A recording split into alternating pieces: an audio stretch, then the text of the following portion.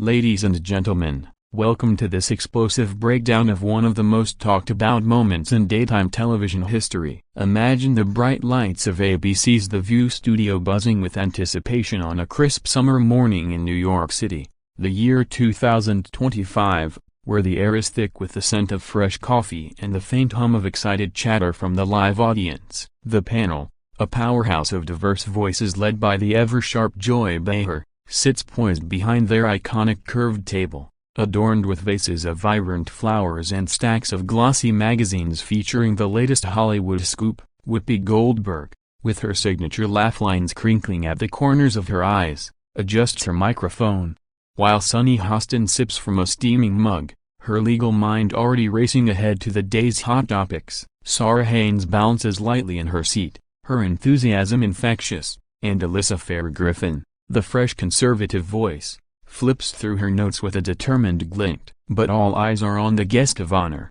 Charlize Theron, the South African-born Oscar-winning goddess of the screen, striding onto the set in a sleek black pantsuit that hugs her athletic frame like a second skin, her blonde hair cascading in loose waves, exuding that effortless blend of fierce elegance and approachable charm. At 49 years young, Charlize isn't just here to chat, she's promoting The Old Guard 2, the highly anticipated Netflix sequel where she reprises her role as the immortal warrior Randy, slicing through enemies with a sword that gleams like justice itself under the glow of practical effects and groundbreaking choreography. The audience erupts in applause as she settles into the plush guest chair, crossing her long legs and flashing a megawatt smile that could light up the dimmest red carpet. Joy Behar, 83 now but with the wit of a woman half her age, leans forward, her red-framed glasses perched on the tip of her nose, ready to dive in with that trademark blend of humor and provocation that has made her a legend. "Charlize,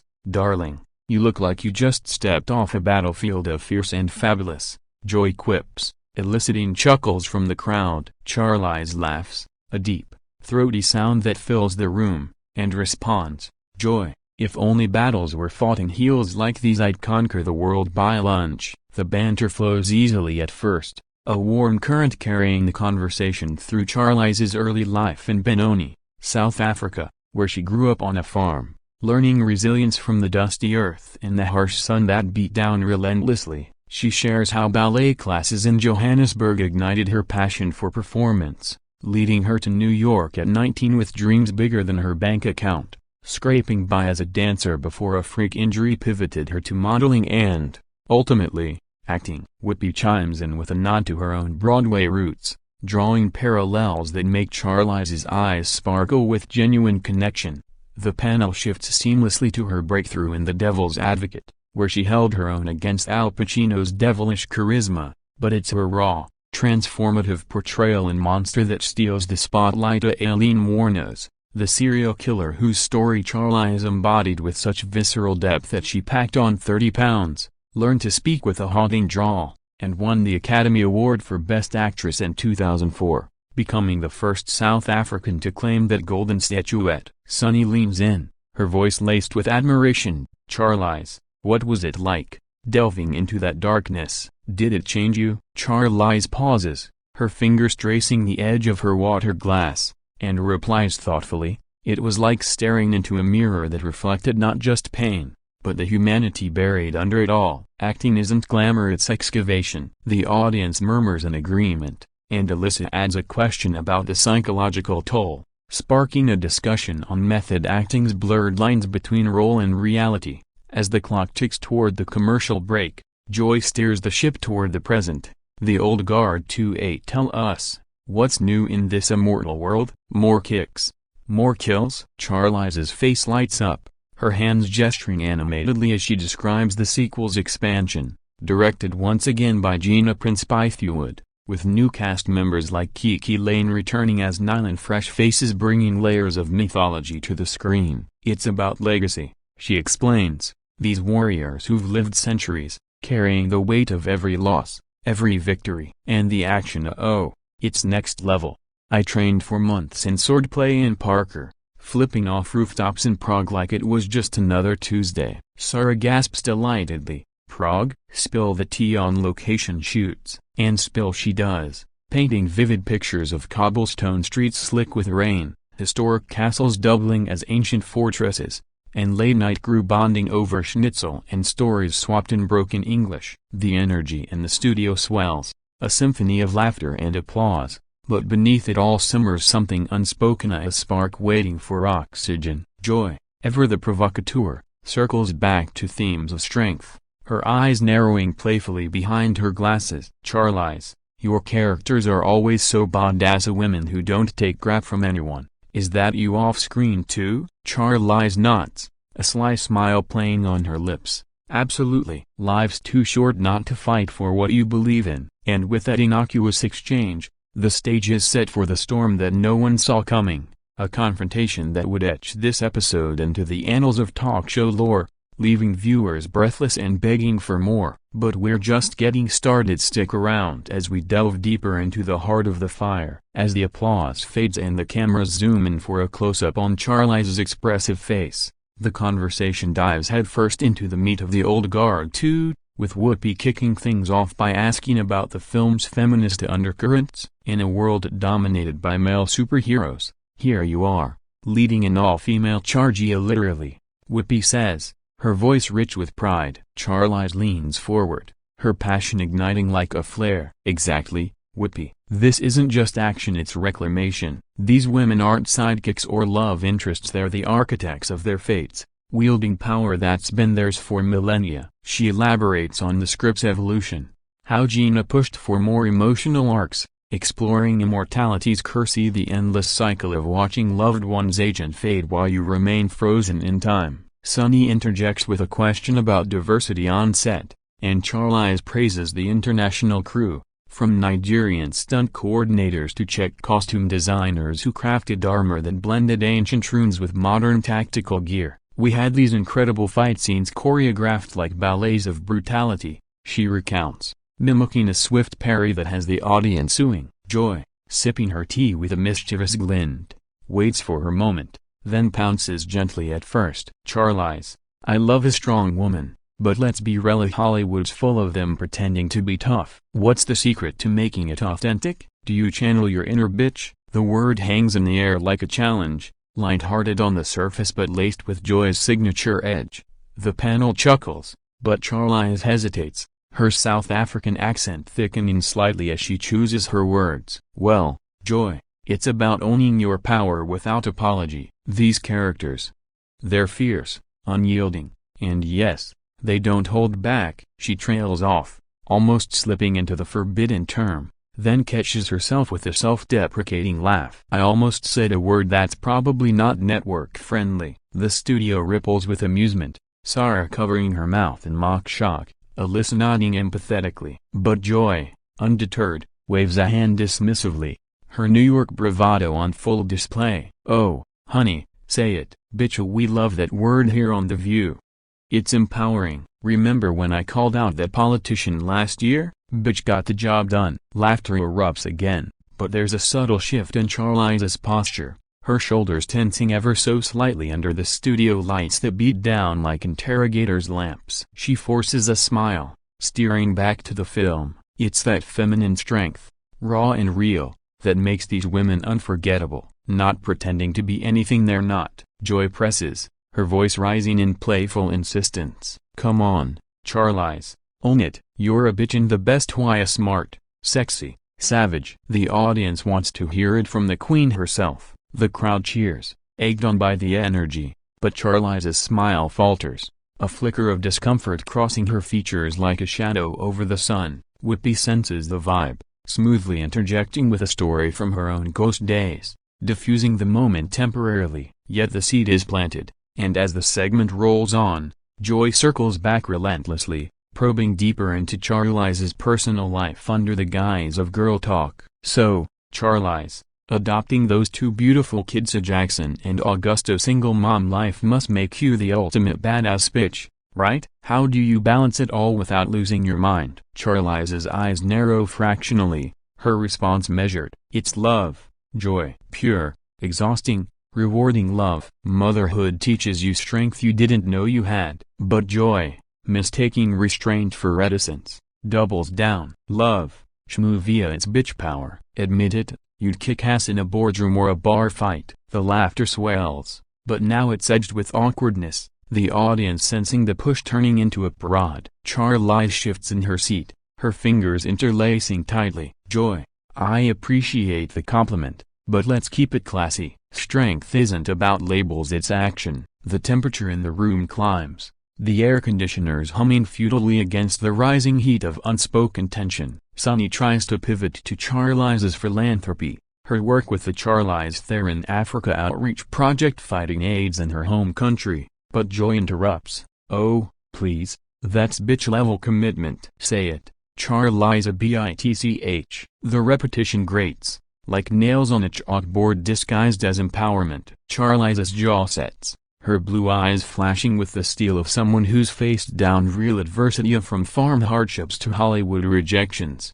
The panel falls into a brief hush, the only sound the faint rustle of cue cards, and then, it erupts. The eruption isn't immediate thunder but a slow-building quake, starting with Charlize's voice, steady at first but laced with an undercurrent of steel forged in the fires of countless auditions and personal trials. Joy, with all due respect, I've spent my career breaking stereotypes, not reinforcing them with slurs that diminish the very power you're trying to celebrate. The words land like a gauntlet thrown, the studio falling into a pin-drop silence broken only by a gasp from the front row. Joy blinks, her feisty Italian-American firecracker persona momentarily caught off guard, but she recovers with a harumph, leaning back in her chair with arms crossed. Diminish, sweetheart, I'm elevating. Bitch is our battle cry. Women like us, we've earned it through years of fighting the good fight. Whoopi jumps in, her mediator instincts kicking in like a seasoned referee. Ladies,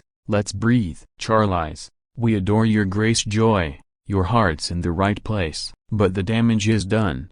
The spark now aflame licking at the edges of civility. Charlize, her cheeks flushing under the makeup that can't quite conceal the rush of blood, counters with quiet intensity. Earned it? By what? Reducing complex women to a four-letter word? I've portrayed killers, queens, survivors, and not once did I need profanity to prove my mettle. The audience murmurs, divided, some nodding in solidarity with Charlize's eloquence, others chuckling at Joy's unfiltered charm. Sarah attempts levity. Hey, remember when I almost said something wild on live TV? We all have those moments, but it falls flat, the humor evaporating like mist under the harsh lights. Joy, never one to back down from a verbal tussle, fires back, her voice pitching higher. Oh, come off it, Charlize, you're Hollywood royalty. Act like it, loosen up. This is The View, not the Oscars. We curse, we laugh, we call out the BS. If you can't handle a little bitch talk, maybe stick to scripted lines. The barb stings, slicing through the promotional veneer to expose raw nerves. Charlize's eyes widen, a storm brewing in their depths, memories flashing unbidden, the racist taunts in her youth, the predatory agents in her modeling days, the media scrutiny over her adoption choices. Handle it, Joy. I've handled wars on screen and off, but I won't sit here while you bully authenticity out of a conversation. The word bully hangs heavy, an accusation that echoes through the studio, drawing sharp inhales from the co-hosts. Alyssa, the bridge builder, ventures, perhaps we can talk about empowerment without the edgy. Charlize, your Africa work is inspiring, but Joy overrides, her finger jabbing the air. Bully? I'm being real. You've got the Oscar, the ABS, the attitude. Do you embrace the bitch within, or are you afraid it'll tarnish your golden image? The personal jab lands like a sucker punch, and Charlize rises halfway from her seat, her voice rising to match. Afraid? I'm protecting the nuance you seem hell-bent on steamrolling. Not every strong woman needs your permission slip to exist. The audience erupts a cheers for Charlize's fire, boos for Joy's overreach, a cacophony that drowns the producer's frantic signals from the control booth. Sunny's face is a mask of concern, her hands fluttering as if to wave away the smoke. Time out, team. We're here to uplift, not unravel. Yet the unraveling accelerates, Joy retorting with a scoff. Nuance, that's code for playing it safe. I built this show on straight talk and no filters, no apologies. If that's not your speed, doors that way. The gauntlet returns, thrown with the force of decades in the spotlight. Charlize pauses, her chest heaving, weighing the cost of engagement against the dignity of departure. The cameras capture every micro-expression, the quiver of her lip, the clench of her fist, the resolve hardening like clay in a kiln. In that suspended moment, the world beyond the studio holds its breath. The social media already ablaze with live tweets, fans dissecting every syllable in real time. And then, with the grace of a warrior sheathing her sword, Charlize stands fully, smoothing her jacket with deliberate calm. Joy, ladies, thank you for the platform. But I won't lend my voice to a chorus that drowns out its own melody. The walk-off begins, not in rage but in quiet thunder, her heels clicking against the polished floor like the tolling of a bell. Charlize's departure slices through the chaos like a hot knife through butter, her silhouette cutting a striking figure against the backdrop of the View logo, that cheerful hot pink table now a stage for unintended drama. The audience's reaction splits the air, half rising in standing ovation for her poised exit, the other half frozen in shock, whispers rippling like aftershocks. Joy's mouth opens and closes, a rare fish out of water moment for the veteran host, her usual quick retort stalled by the weight of what just transpired. Whoopi, ever the anchor, grabs the mic with both hands, her voice booming to reclaim control. Well, folks, that was passionate. Charlize Theron, every as strong as ever. Applause sputters back to life,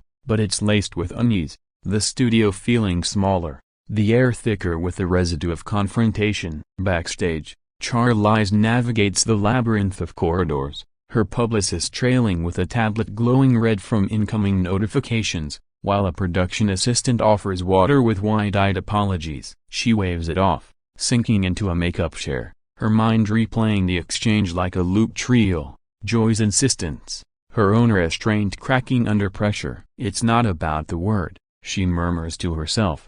It's about respect. Meanwhile, on set, the panel scrambles to pivot, Sarah filling the void with a shaky laugh. Charlize is a force. Did you see that power walk? Goals. But Alyssa cuts deeper, her tone measured. Joy, that got intense, was pushing the language worth the walk-off. Joy, regaining her spark, shrugs with theatrical flair. Intense? That's television, kiddo. She'll thank me later for the free publicity. The old guard too streams everywhere now. Sunny shakes her head, the lawyer in her dissecting the liability. We celebrate bold women, but boundaries matter. Charlize set hers clearly. The segment stumbles to commercial, producers huddling in frantic whispers, ABC execs already dialing damage control. Cut to the world outside. Twitter sorry, explodes in a digital wildfire.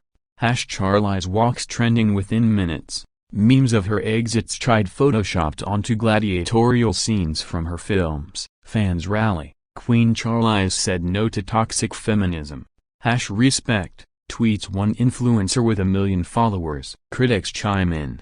Joy Behar's empowerment feels like 2010 outdated and overbearing. Posts a Variety reporter. Clips go viral on TikTok, stitched with reactions from Gen Z creators lip-syncing Joy's lines in exaggerated mockery. Hollywood weighs in. Octavia Spencer, Charlize's old guard co-star, drops a supportive IG story. Sis, you handled it with the grace of Andy herself. Proud. Meanwhile, feminist blogs dissect the semantics. Is bitch reclamation or regression? Podcasts fire up emergency episodes, debating daytime TV's evolution from Rosie O'Donnell's era to this millennial clash. Back in the studio, post-break, the panel addresses the elephant, Whoopi leading with wisdom. Look, we're all about real talk, but today's reminder, listen as hard as you speak. Joy concedes with a wry smile. All right, I poked the bear or the lioness. Charlize, if you're watching, call me. We'll do lunch.